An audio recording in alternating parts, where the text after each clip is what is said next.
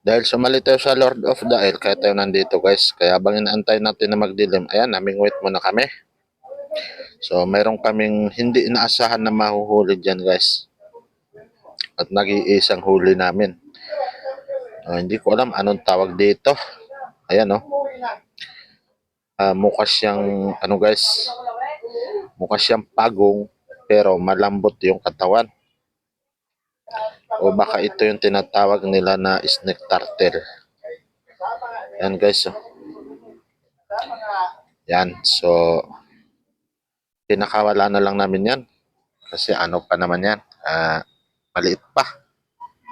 At hindi ko alam kung nakakain yan, hindi. O kaya ang ginawa ko guys, papakawalan ko na lang muna yan.